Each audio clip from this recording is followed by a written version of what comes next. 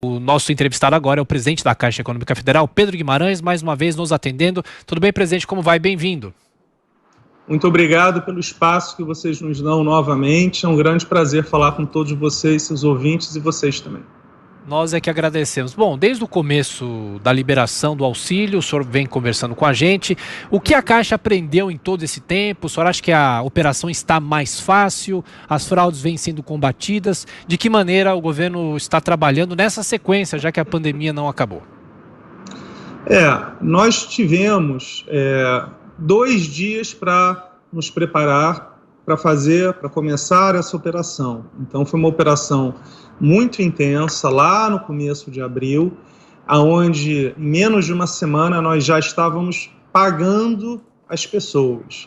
E no começo, a grande dúvida era se nós encontraríamos os invisíveis, o termo que o ministro Paulo Guedes utilizou. Nós encontramos 36 milhões de invisíveis que foram aprovados. De fato, 108 milhões de pessoas se cadastraram.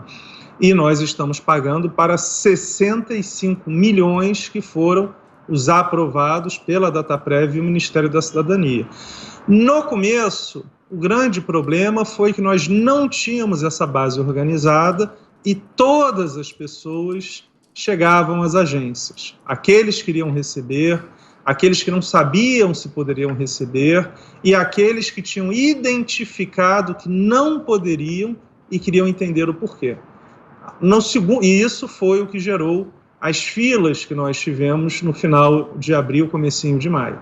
Foi daí que nós intensificamos o uso do aplicativo, do banco digital, do Caixa Tem, e tivemos, em maio, uma redução muito forte das filas. Não existe aglomerações mais nas agências, já desde maio. A contrapartida é que o uso do aplicativo foi muito intenso e, neste momento em que temos, além dos 65 milhões por mês do auxílio emergencial, mais 60 milhões do FGTS e 5 milhões do BEM. Como alguns recebem mais de um benefício, temos 120 milhões de adultos, neste momento, recebendo algum desses benefícios, o que significa 8 entre cada 10 adultos no Brasil estão utilizando algum tipo de aplicativo, de fato, o Caixa Tem da Caixa Econômica Federal, e tem sido uma experiência muito intensa, com problemas eventuais e que nós estamos sempre focados em resolver. Presidente, e hoje... Pois não.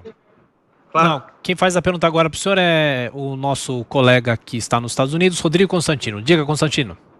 Bom dia, Pedro.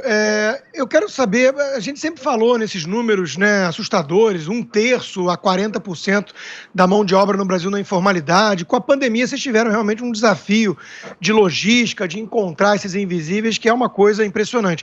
A pergunta que eu lhe faço é a seguinte: o que fica disso para frente? O que a gente pode usar dessas informações todas que foram levantadas pela Caixa, pelo governo, para atacar esse problema da informalidade daqui para frente?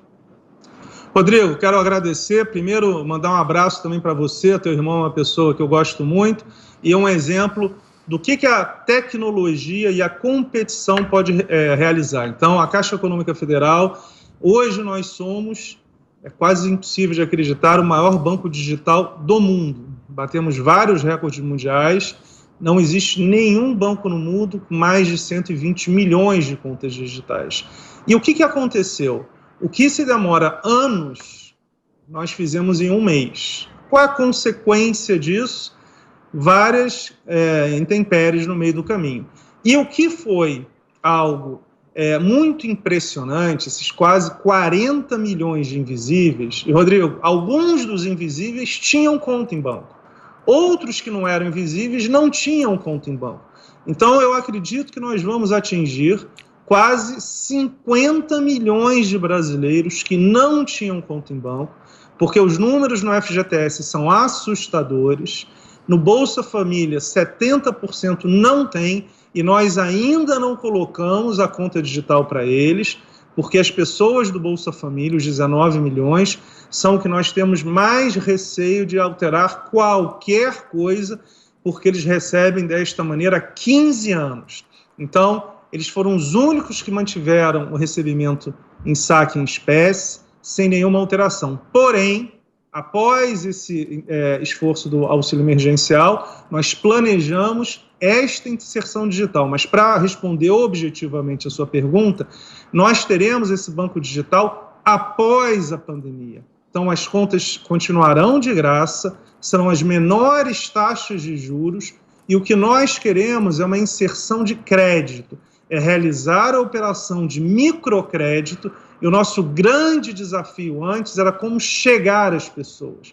Por causa da pandemia, chegamos a pelo menos 50 milhões de brasileiros que, como não tinham conta em banco, quando precisavam tomar crédito, eles tinham que tomar de financeiras ou agiotas. E aí, Rodrigo, apesar de nós termos uma taxa de juros Selic de 2,25% ao ano, estas pessoas, quando precisam tomar dinheiro, pagam inacreditáveis 20% ao mês, mesmo hoje. E o ponto final que eu quero te falar é, quando nós assumimos no banco, a taxa de juros do cheque especial na Caixa era 14% ao mês, com uma inflação de 3,5% ao ano e uns juros ao redor de 6% ao ano. Presidente, só para terminar, temos um minuto ainda. O senhor revelou nesse domingo que o senhor teve o celular hackeado, possivelmente por fraudadores do auxílio emergencial. Quais providências o senhor está tomando? Eu não posso falar todas, mas é uma coisa que me deixa muito indignado. Se as pessoas soubessem o tamanho dessas maluquices, ficariam mais do que indignadas, né? Porque não é só um ataque a mim, essa é uma escolha minha, mas a minha família, meus filhos, é uma coisa que me deixa... Só que isso só quadruplica a minha vontade de ir atrás até as últimas consequências. Mais do que as últimas. Nós vamos achar, porque esses bandidos estão roubando das pessoas que são os invisíveis, da marisqueira que está lá no interior do Maranhão, obviamente não no interior, mas lá em São Luís, por exemplo, e que não tem nenhuma chance de sobreviver sem esse auxílio. Então, esta questão quase romântica que muitas pessoas veem em relação aos hackers, não é, e eu posso afirmar, também não vou entrar em detalhe, que o que se fala, o que se faz, e chegar inclusive a familiares, crianças menores de idade, e ataques tão absurdos é algo inaceitável, mas eu só quadruplico a minha vontade de ajudar o Brasil, sem nenhum tipo de proselitismo aqui, e a gente vai para cima sim, porque essas pessoas que mais precisam nesse momento de pandemia não serão impactadas. Só que a Caixa sempre vai pagar quando tem fraude. O problema é que pode demorar um mês, pode demorar 3 semanas. Então, não é que a gente não vá pagar. A questão é que entre a gente identificar a fraude, provar que houve fraude, existe algum tempo. E nesse tempo, na pandemia, aquelas pessoas mais carentes é que vão sofrer.